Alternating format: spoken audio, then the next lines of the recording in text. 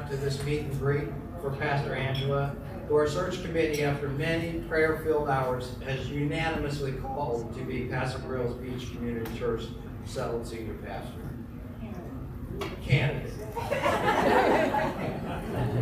Thinking positive. Now everybody got Angela's bio via handout or online, I hope, but you did not get to meet her family in that bio. You just got to see a photo of her beautiful family. So I'd like to now introduce Angela's family. Her husband's name is Andy Wells-Bean. Andy. Andy was raised in Michigan, where his family still reside, and Andy's background is conservation and climate policy. And he's currently the executive director of the Audubon Western Everglades, which works to protect the birds and wildlife in Southwest Florida.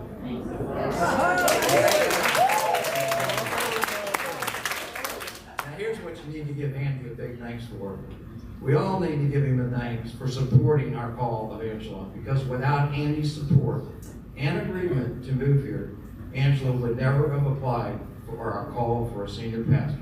Thank you.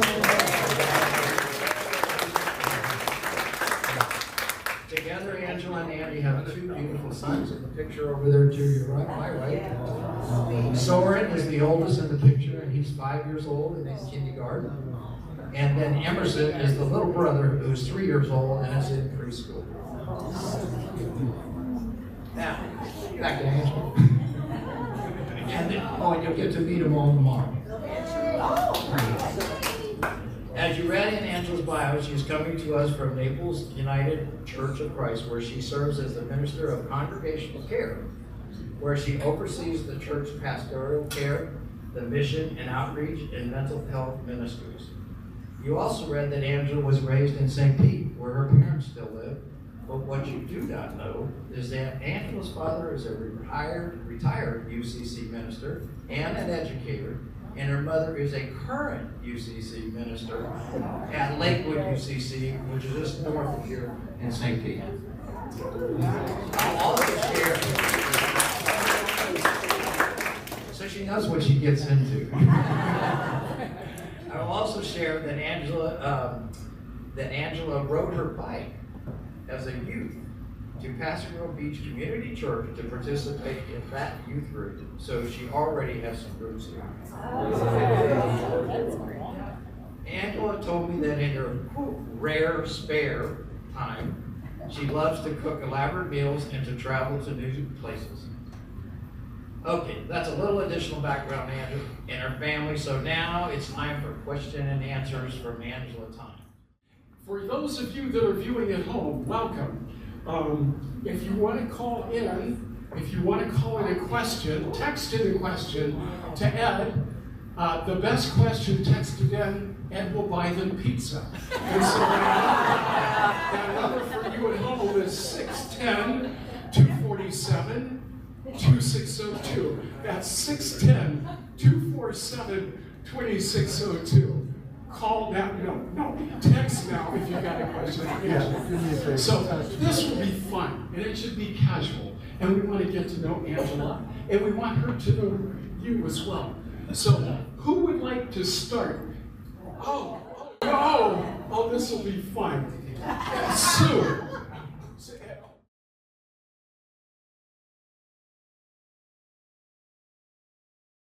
I'm Sue Hornschmeyer, and I'm excited to learn that you're a gourmet cook. And my question is, what is your go-to company dinner? Oh, that's a really good question. During the holidays. Okay. Because I might copy. So, pre-children, I really did love to host and have people over and have nice meals. And I make a really good baked gnocchi dish with blue cheese. So very rich with lots of cream and butter and indigestion. But that's really good with a nice light green salad on the side, really rich garlic bread to go along with it. And so I would say, you've had that a few times, haven't you? Any comments on the blue cheese gnocchi dish? You don't need as much as you think you do.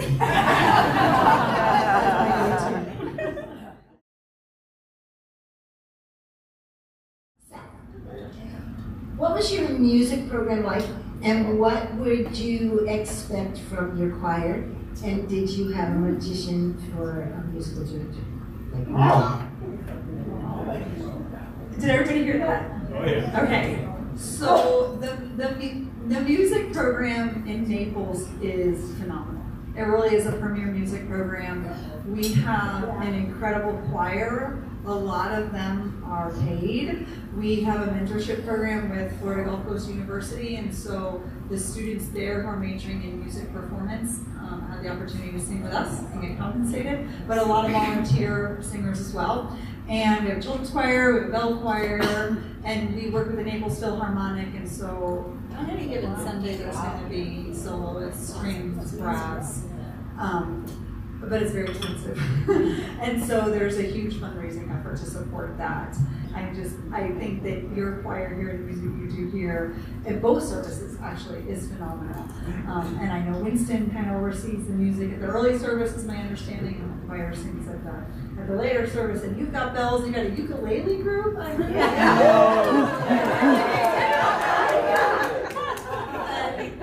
And so what would I expect of the choir is that you just, as I say to our choir down in Naples, that you help us connect with God on Sunday morning and worship in ways that words alone cannot fulfill. And so I know that melody sometimes allows us to connect with God, in a way that transcends simply the spoken word. All I know how to do is talk. I don't know how to sing, and I know talking isn't sufficient, so I'm extremely grateful for the way music plays a critical role in my life of our worship together. So thank you.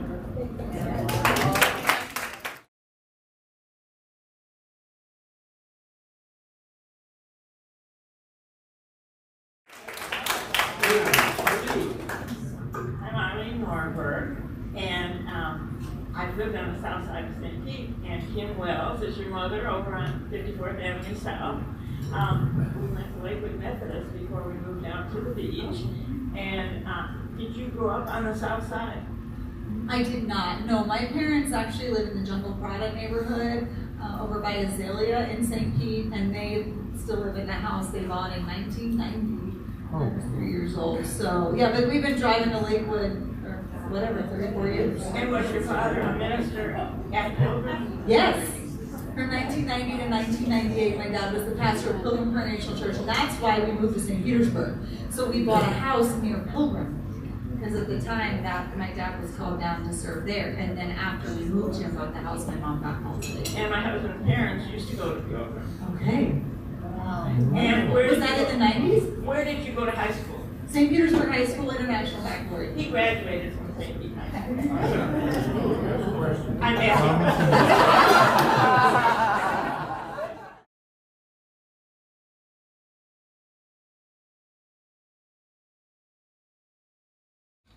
How did you two meet?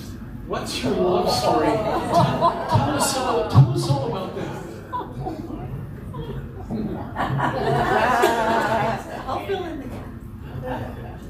Well, we met online, and she was a pastor out in the suburbs, and I was a single guy doing community advocacy in the city of Boston, living in a co-op. And I was deeply involved with my church in the city, and I saw that she was deeply committed to her church, more than I was, because she was the pastor. And I was like, oh, another person who's like deeply progressive and deeply involved in the religious faith. And so I knew exactly that there was a lot of potential there, and then we met up at a little restaurant in Somerville. And Yeah, we met online. Very nice. Hold on.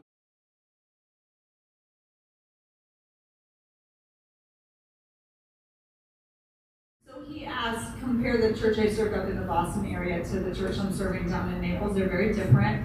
In Burlington, Massachusetts, if that means anything to any of you, is a suburb of Boston, 12 miles outside the city.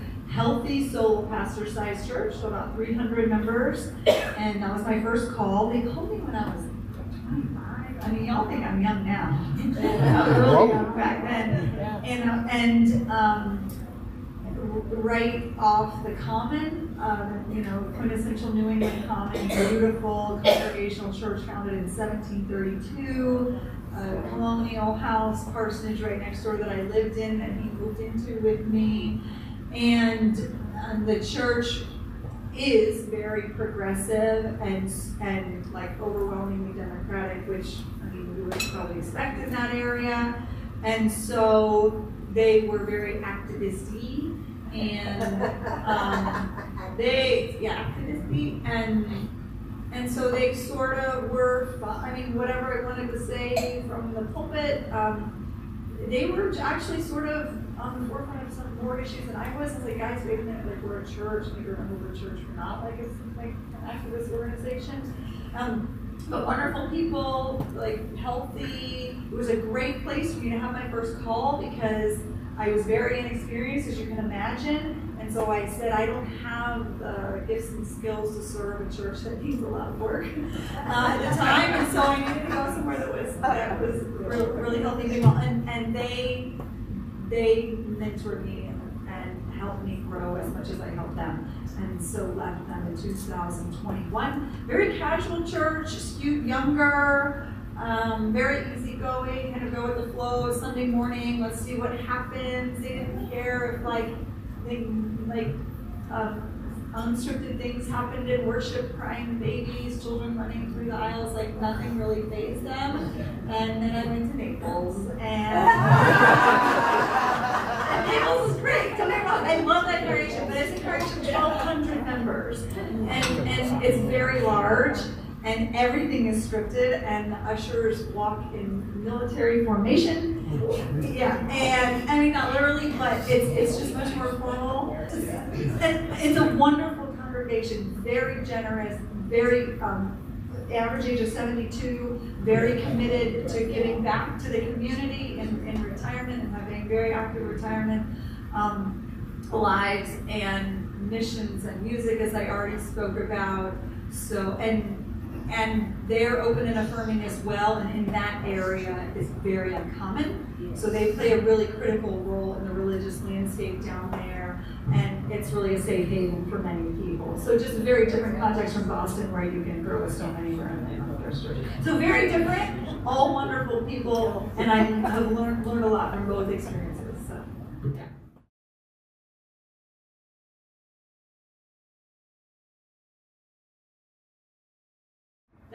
Thank you for asking. That's a great question. I never thought about leaving the UCC, jokingly, because I didn't want to be disowned by my family. But more seriously is because I just always felt at home in the United Church of Christ. And I intentionally went to a non-denominational seminary. I went to UU Theological Seminary in New York City for my Master's Divinity degree, because I could have gone to a UCC seminary, like United Theological Seminary Between Cities, or there's various others that are wonderful.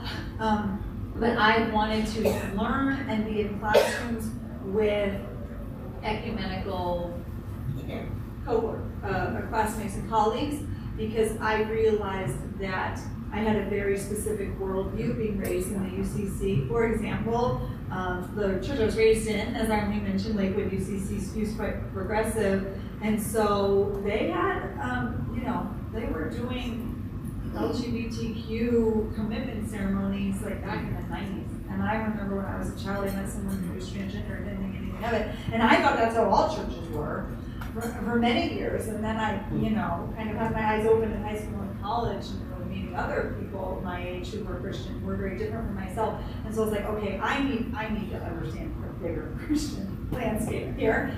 And so seminary really helped with that. And so it's not that I'm only in the United Church of Christ because I think it's better than any of the other faith traditions. I don't. It just is my home. And one thing that I love about our denomination is that at the end of the day, outside of God, the power rests with the congregation. It is a completely bottom-up power structure. That congregational polity is very, very important to me.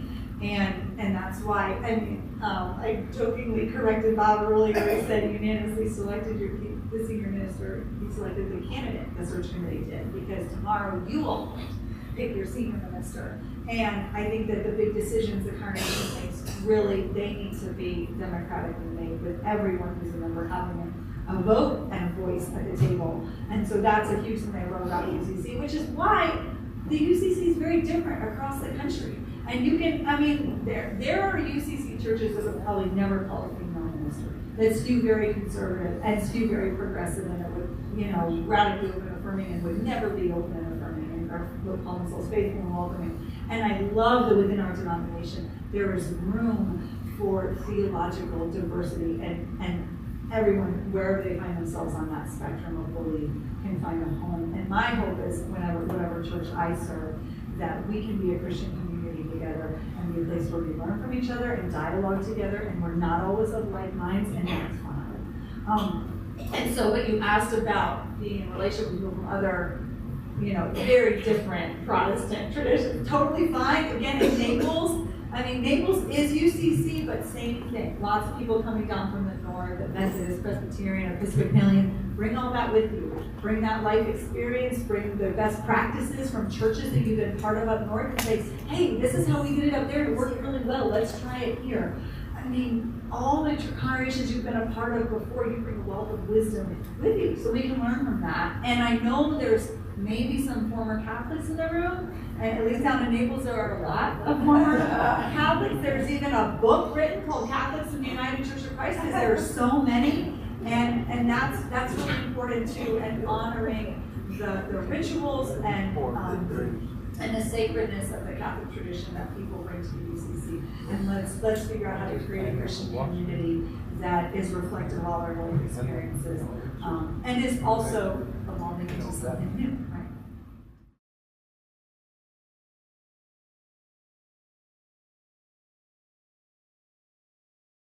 At first I thought you said outrage. You're progressive outrage. You should be MC. Thank you for that question. It is important to me that whatever church I'm a part of is embedded in the wider community. And every church is in a context in which the needs of that community are different. So the outreach and community relationships we have up here in Pass-A-Grille are going to be different from down in Naples, and different from up in Boynton, and even different from, you know, my mom's congregation over the bridge, so far away in Lakewood.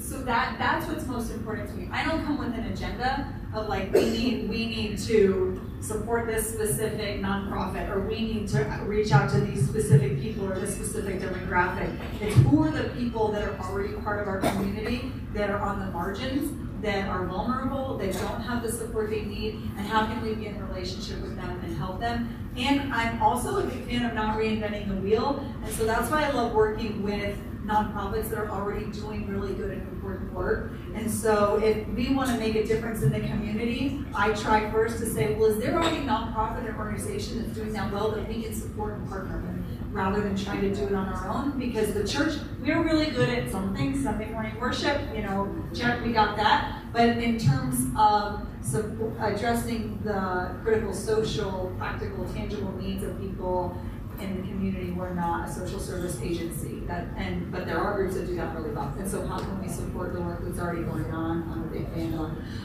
But I certainly believe that a church should not exist only unto itself, because that's how they shrink really fast, right? So I don't want to be navel gazers. I want us to constantly be, you know, kind of having an antenna up for who is in our midst that maybe is getting overlooked, and how can we support it? Does that make sense?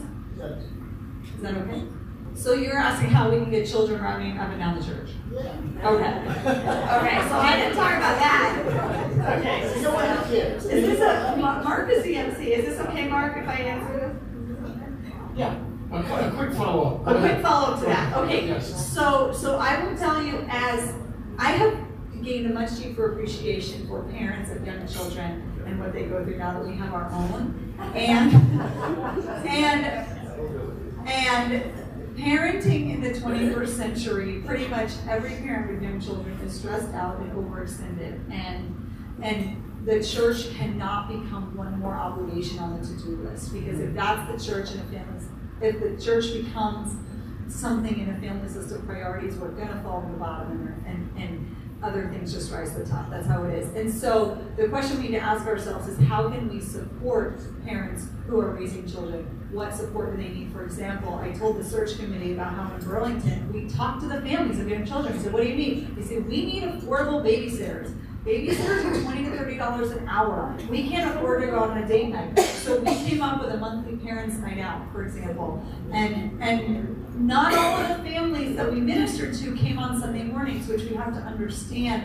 Parents with young children are going to be engaging with the church in different ways, and that's okay too. Also, another thing is they said summer camps are prohibitively expensive, hundreds of dollars a week for these summer camps. So we did a 2-week free vacation Bible school, that was during the work hours. And so really meeting a need rather than creating something and asking them to come participate in it. And then trying to craft worship services in the Sunday morning experience such that children feel like it is their sacred place as much as anybody else's. So how do we involve them in the life of the worship service, whether that's speaking in front of people or singing or being ushers or serving communion? How can we make them feel like this is your spiritual home too, you belong here, we want you here, and make the parents feel comfortable with that.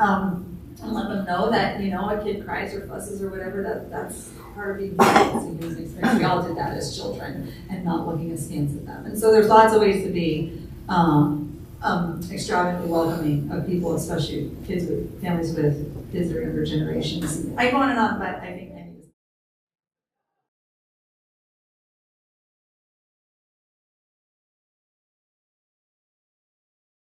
That's a great question, and no, thank you. I'll talk a little. You'll hear a little bit about that in my sermon tomorrow. But I love doing social historical research on whatever scripture passage I'm preaching on at the time, because what we read in any scripture passage is like the tip of the iceberg.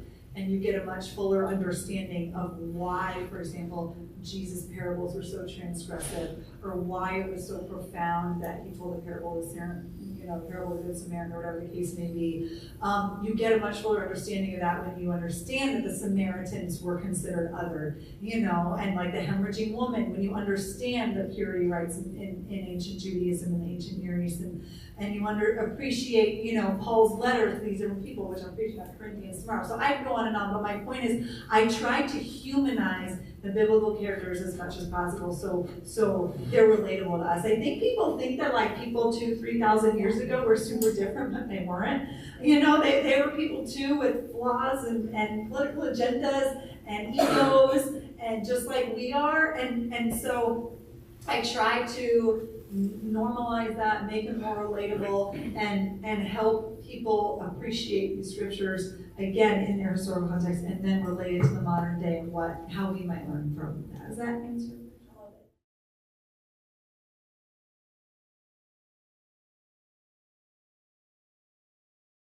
Thank you for asking that question. So I told the search committee is hearing a lot of the same stuff again, so I apologize for redundancy.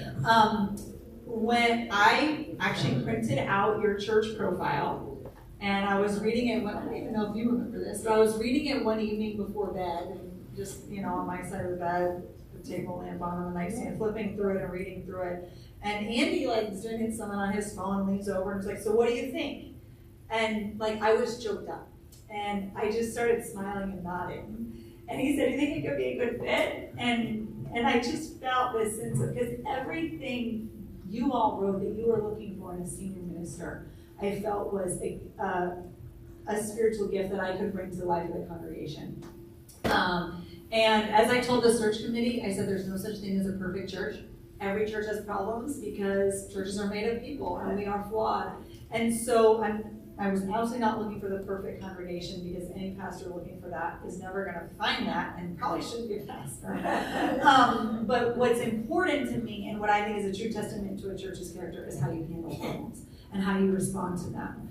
And so tumultuous pastoral transitions, let me tell you, I've been in Naples for 3 years and I'm on my 3rd senior minister.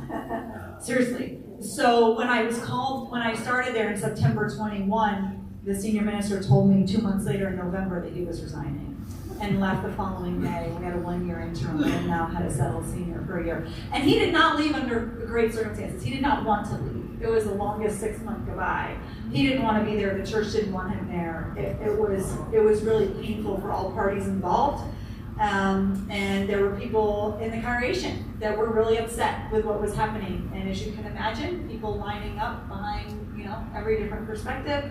And so tumultuous pastoral departure is like, I've been there, not that they're all the same, but it doesn't, you know, I'm undaunted by it. And then hurricanes, I was raised in Florida. Hurricanes are, as someone that was, you know, talking to earlier said, that's sort of like just the risk you take to live in paradise. And buildings can be rebuilt. And I was actually talking to a few folks in the sanctuary today about, okay, if we have to make changes in the sanctuary, what do we want to do? Sort of, maybe, I absolutely know it was not a blessing and doesn't seem that way, but how could we understand this maybe as an opportunity or a blessing in disguise to make some changes that would really be life-giving for the community? And so, you know, and also I think I applied before the hurricane, so don't give me too much credit for that. But I got a withdrawal at that point. You know, and so I think, finances, again, like Naples was in really dire financial straits in 2021, as you can imagine, right on the heels of COVID. And they had a preschool that they had to close, which they lost a ton of money, and their pastoral transition really affected their giving. But now they're doing great, and they're doing fine, and they're on the upswing, and churches go through ebbs and flows. That's part of church life. And it's what you've been through is part of the life cycle of any congregation, and we learn from it, and you know, we'll be on the upswing. And I truly believe, I hate to say it, but we have the money we need. It's just in some of your bank accounts. So.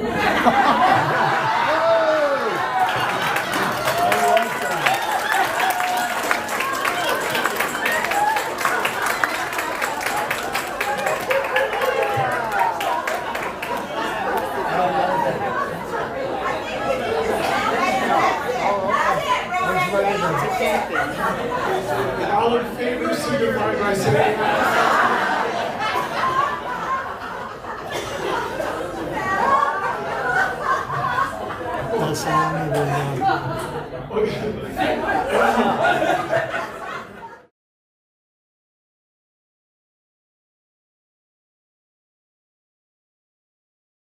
So, for what it's worth, I have a certificate on my wall because I have a certificate in nonprofit fundraising from the Lilly Institute of Philanthropy at Indiana University, if that matters. So I do have a little bit of technical training in it. But more importantly, I think it's really important to inspire giving from a place of joy. And I've never had good experience with trying to guilt people or twist their arm into being generous. And so thinking about what does the church mean to you in your life? What role does it play? How significant is it? And does your giving reflect the impact it has in your life? And as I told the search committee, I said one of the main ways you can find out about a church's values and priorities is by looking at its budget. And I think that's also true for our personal lives. If someone looked at your bank account or looked at your credit card statement, is it truly reflective of your values? And I'll be the person to say my credit card statement is not always reflective of what I say my values are. And so how do we align those? So you know, inspiring generosity among church members, obviously church growth, more numbers always helps, and we all play a role in that. I just want to emphasize that the number one reason people are part of a congregation is because they feel warmly welcomed and included by the congregation. And so I can do whatever I do on the chancel on Sunday morning, but it's just as important, maybe more so, that everyone who attends on Sunday morning is welcoming, especially to newcomers, and helps include them in the life of the church and onboard them. So having a really robust membership and growth ministry. I'm also always looking for outside sources of funding, so we're not constantly dipping in the same pockets. And so, for example, when I was up in Massachusetts, I don't know if this would work here, but we had to do a capital fundraising campaign and rebuild our church's bell tower that was looking really tired, and our church was right to come in a very, public, picturesque place. And so we appealed to the surrounding community, being like, this, you don't want a decaying, failing church in the middle of your town. This is your property values, And so will you help us even though you're not part of our church, will you help us beautify this space that you drive by and look at every day as part of your community? So again, again, it's not a one size fits all, but thinking about how can we engage community, depending on what the fundraising initiative is, how can we engage community partners, how might they have a stake in it? I'm a big fan of grants as well. Got a grant up in Massachusetts to do some security improvements. I don't know what we would do down here and what that might look like. Again, it's all contextual, but grant funding certainly, and I can go on and on. So does that help a little bit? Okay.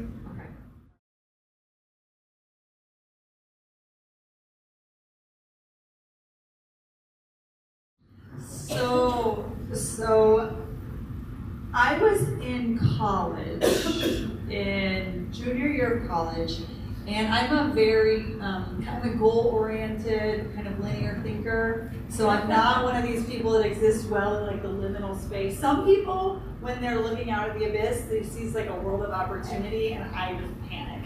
I need to know what's coming next, and so I was in my junior year of college. I'm like, all right, what's coming after college? I gotta have a plan. So when graduation day comes, I know what's next and what I want to do with my life. And I majored in sociology, and I really had my eyes open in college to all the social inequality in the world, all the problems, for lack of a better word, that exist in humanity, and the billions of people around the world that are overlooked, that don't have the resources they need, policies that are not geared towards supporting them. And so I was like, I need to really go into a helping profession that makes a difference in the world. I had originally thought in high school, I thought I was going to be a corporate lawyer, literally. I had this vision of myself, I thought I was going to like live in Manhattan and wear like $1,000 black stilettos. I don't think that's what I thought of myself.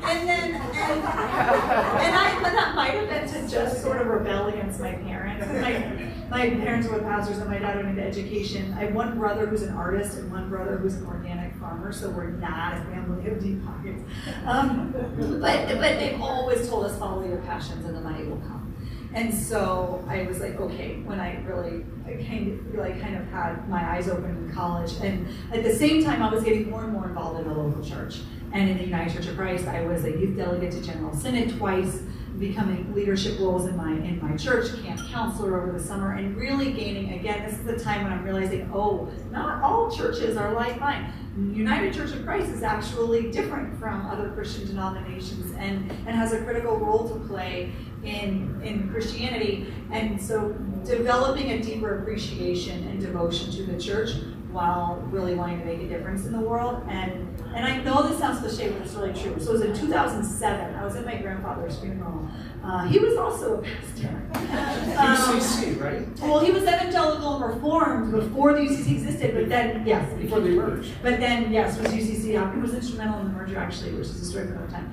But my grandfather was a lot like me, and he was 100% Italian, so I'm a quarter Italian, but just very jovial, a personality larger than life. He loved to laugh, he loved to have fun, but he was also very committed to the last and the least of these, and on the forefront of the civil rights movement, and he was willing to leverage his social capital on behalf of those who were on the margins, and was very prophetic in his ministry and paid a professional price for that. And so he's really the reason I'm in ministry. I have such deep respect for him. And so I felt like the Holy Spirit in college was sort of nudging me to go to seminary. But I was like, no, Holy Spirit, I want to go to law school. I want to make money. And it was at his funeral in 2007. I was sitting there listening to the eulogy, and I just felt this like wave of acceptance roll over me. And I was like, fine. And actually, I was listening to like this testimony after testimony of the impact on people's lives that he had through his incredibly just magnificent career in ministry, and thought, okay, if I can make a difference in one person's life the way he did, that'll have been worth it.